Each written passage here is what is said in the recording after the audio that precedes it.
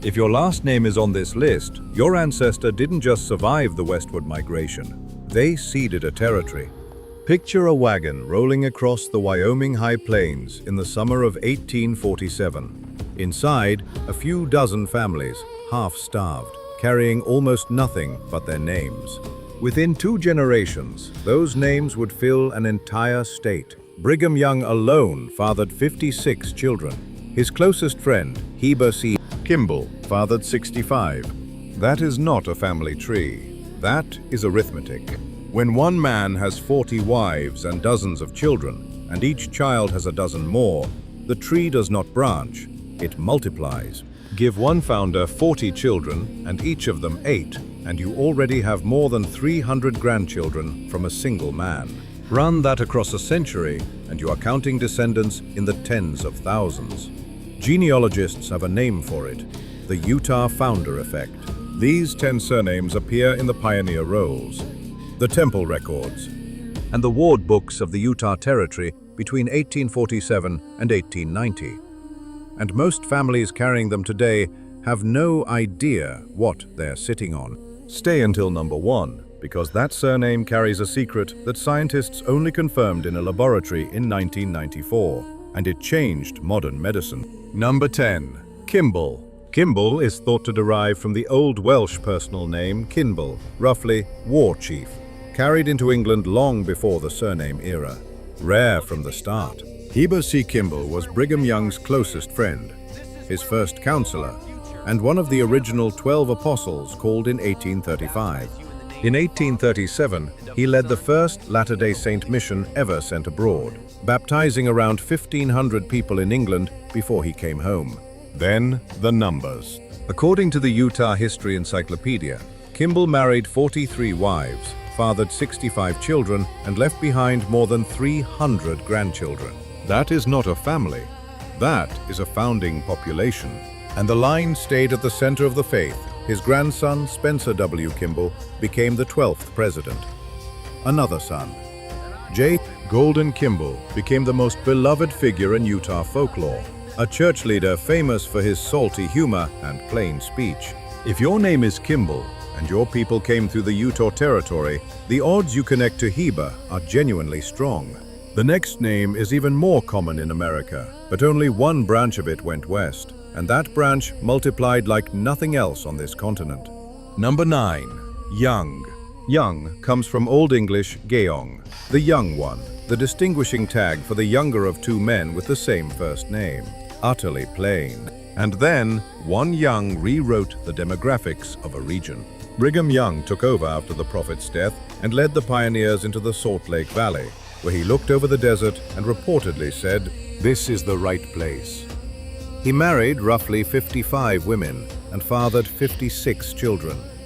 That single fact is why the name spread the way it did. The twist is on your television.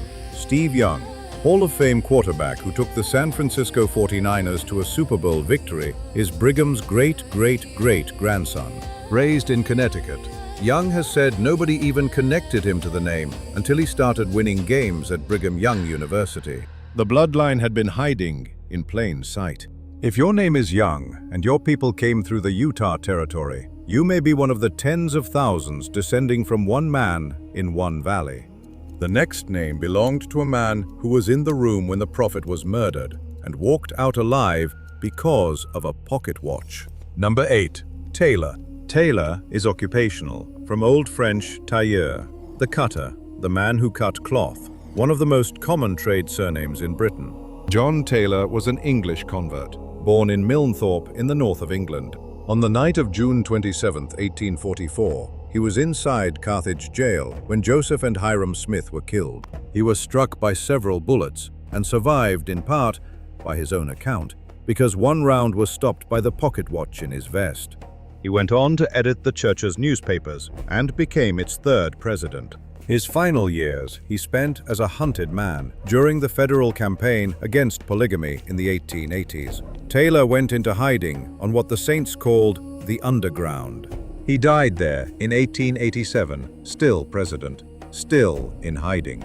If your name is Taylor and your line runs through 19th century Utah, Your ancestor touched the night the young faith was nearly extinguished and lived to tell it. The next name spent 27 years leading a church through a world war and a depression. Number 7. Grant. Grant comes from Anglo-Norman French, grand, meaning tall or great, a nickname surname, later a Highland clan name in Scotland. Heber J. Grant became the 7th president of the church and led it for 27 years, the longest presidency of the 20th century. Raised by a widowed mother in Salt Lake City, he was called to the quorum of the 12 apostles at just 25. He steered the faith through the First World War and then the Great Depression, and he built the church welfare program that still feeds and clothes people today. A sharp business mind, he modernized the entire institution. If your grants are Mountain West grants rather than Southern ones, that presidential line may sit closer than you expect. The next name belongs to a man who produced more than 300 grandchildren by himself.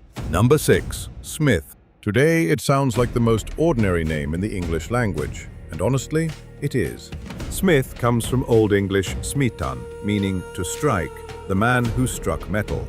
It is the most common surname in the entire English-speaking world, which means carrying it proves nothing by itself. What matters is the line behind it. Everything in this story begins with Joseph Smith, born in Sharon, Vermont in 1805 and killed by a mob at Carthage Jail, Illinois in 1844, 38 years old. Here is the part most videos leave out. When the pioneers went west, most of the prophet's own children stayed behind in the Midwest and led a separate church. So the Utah Smiths more often trace not to Joseph, but to his brother Hiram, who died beside him at Carthage.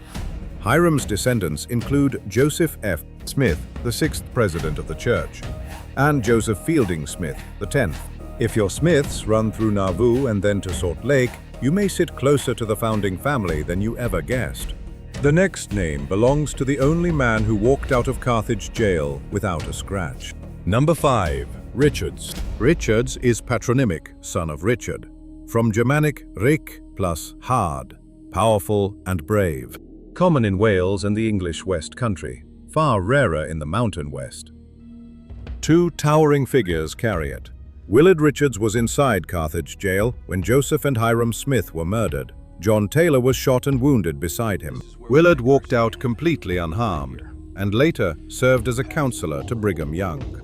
His relative Franklin D. Richards was an apostle, and here is the detail that ties this whole video together. In 1894, Franklin D. Richards became the first president of the Genealogical Society of Utah. The Richards family did not merely live this history. They helped build the archive that preserves it for everyone who ever comes searching. If your Richards line comes out of early Salt Lake, your ancestors are the reason the records exist at all.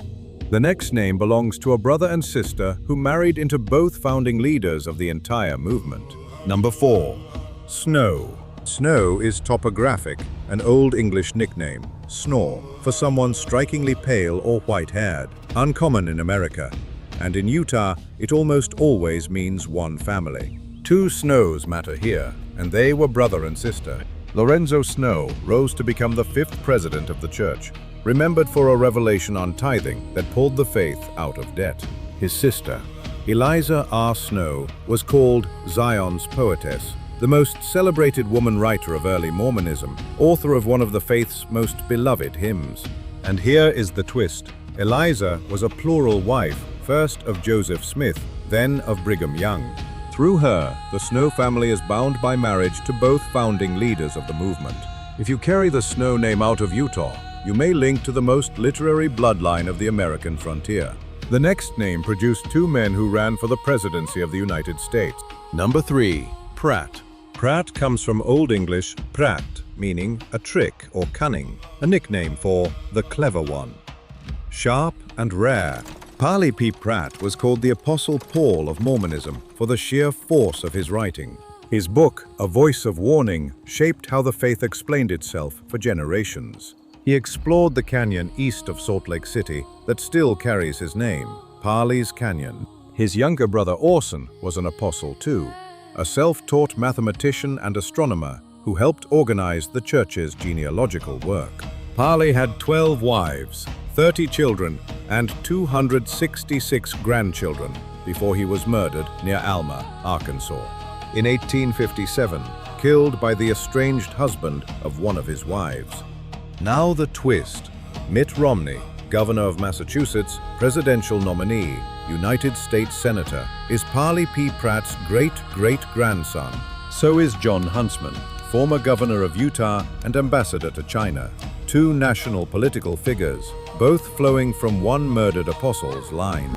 If your name is Pratt, you may be one of an estimated 30 to 50,000 living descendants of a single frontier preacher. The next name is the rarest on this list, and it is the one science can actually prove. Number 1. Marriott. Note, countdown skips 2 by design. See production note. Renumber if strict. And now, number 1. Marriott. Marriott is a diminutive from the medieval female given name Mary, plus the Norman French suffix **ot**, meaning Little Mary. A rare English surname before it ever crossed the Atlantic. J. Willard Marriott founded the Marriott Hotel Company, grown from a 9-stool root beer stand in Washington in 1927 into the largest hospitality chain on Earth. He was born at Marriott Settlement, Utah, a town founded by his great-grandfather, a pioneer named John Marriott, who had 4 wives and 30 children of his own. And listen to how these names lock together. J. Willard's middle name, Willard, honors Willard Richards, number 5, the apostle who walked unharmed out of Carthage jail. And the woman, J. Willard married, Alice Sheets, was the stepdaughter of Reed Smoot, the apostle who served 30 years in the United States Senate.